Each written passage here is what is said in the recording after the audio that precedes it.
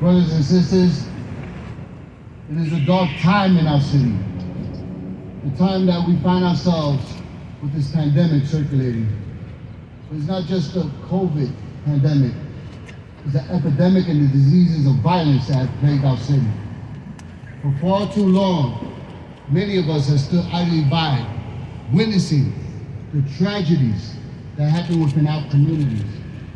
And many of us have turned a blind eye. Many believe this concept of being a rat.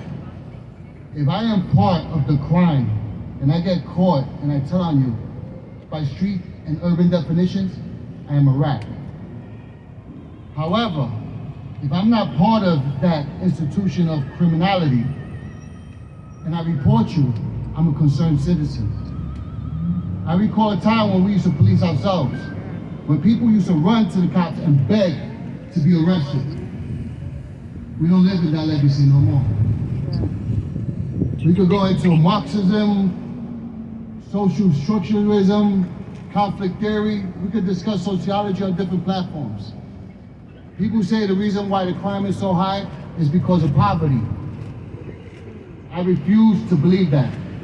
We have one of the greatest, robust, resourceful public welfare systems in the world.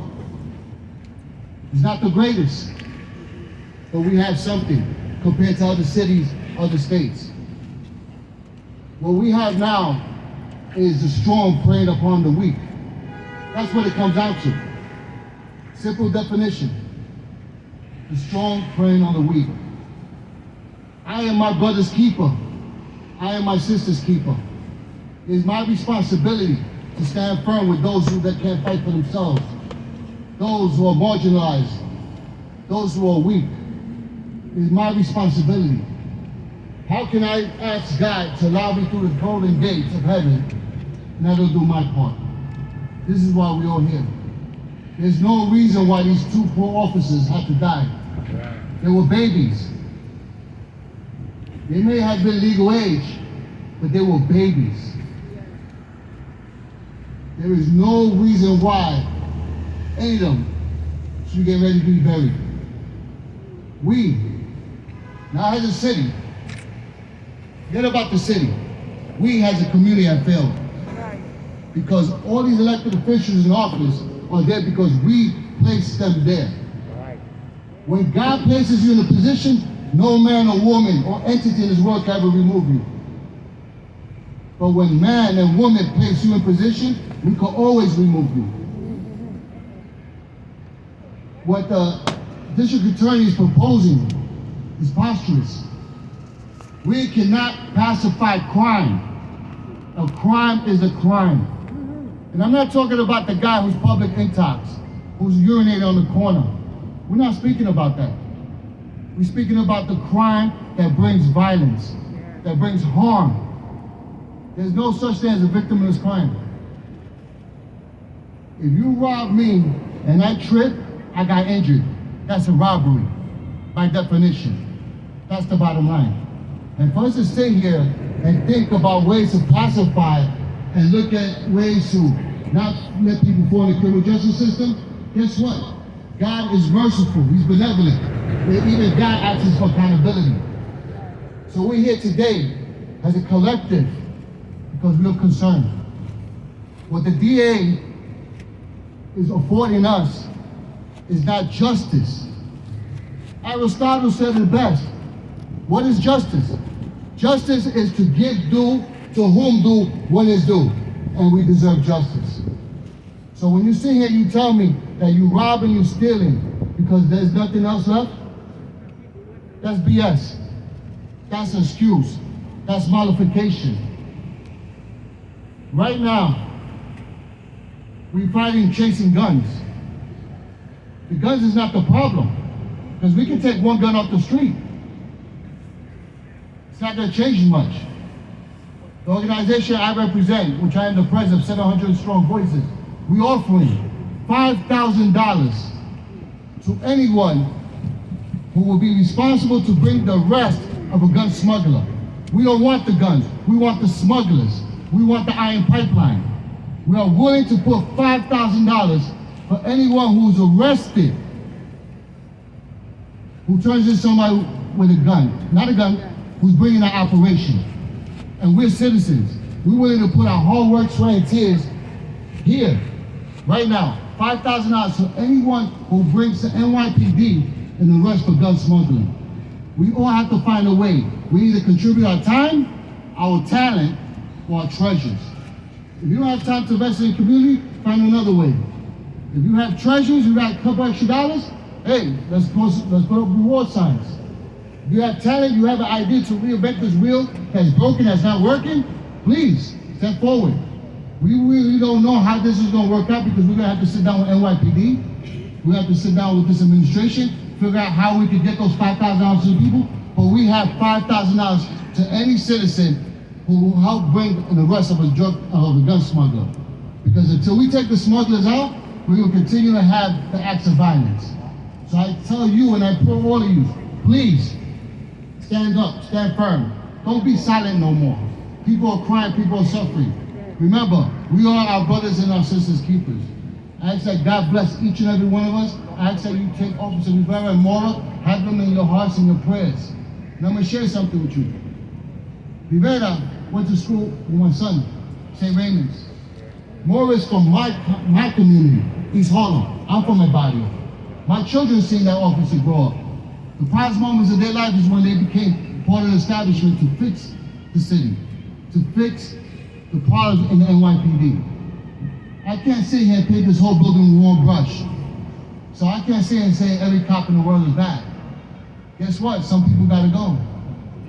Some of our neighbors gotta go. That's right. But we can't sit here and just paint the whole building with one brush. Let's do better. Let's be better. God bless you, everyone, and everywhere. Thank you very much, Father. So we're going to start the program. My name is Alejandro Zayas. I'm the Director of Public Relations for New York State Shopping Task Force. I'm one of the organizers with George, Leon, and Patrick. And next we're going to have one of the organizers, Patrick. Hi everybody. First, I want to thank the public for coming, all the people show up, and also the media for coming out and letting us be heard.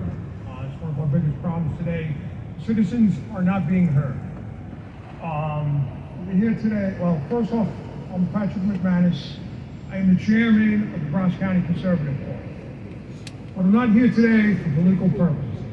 Today is a day, first and foremost, to remember the officers we lost and all the other victims around the city who have died recently.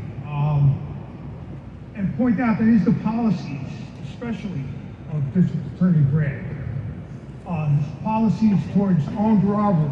If nobody gets hurt, we're going to charge you as a misdemeanor. Well, that's why a 19-year-old girl was killed in Burger King.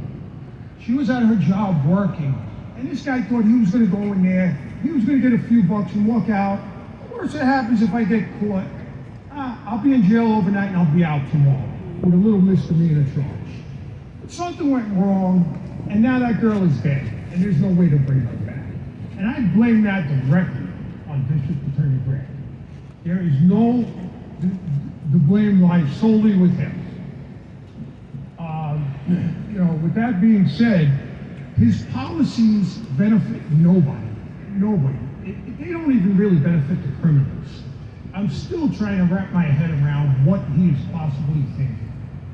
It hurts communities, it hurts society, and it benefits nobody. And I'm disgusted, and that's why when actually Arthur was involved in the initial conversations on Friday, George, myself, we decided the blame needed to be on the doorstep of where it belongs. And that is why we are here today. Okay? And thank you, everybody. All right, Pat. All right, Pat. We're going to have Gene DeFrancis up. Thank you, Pat. Thank you, everybody, for joining us today. I came all the way down from the Bronx because this is very important. Community leader in the East Bronx, Allerton Avenue. Little neighborhood in the Bronx that often gets forgotten, but it's one of the most important neighborhoods in the Bronx because it's the most diverse.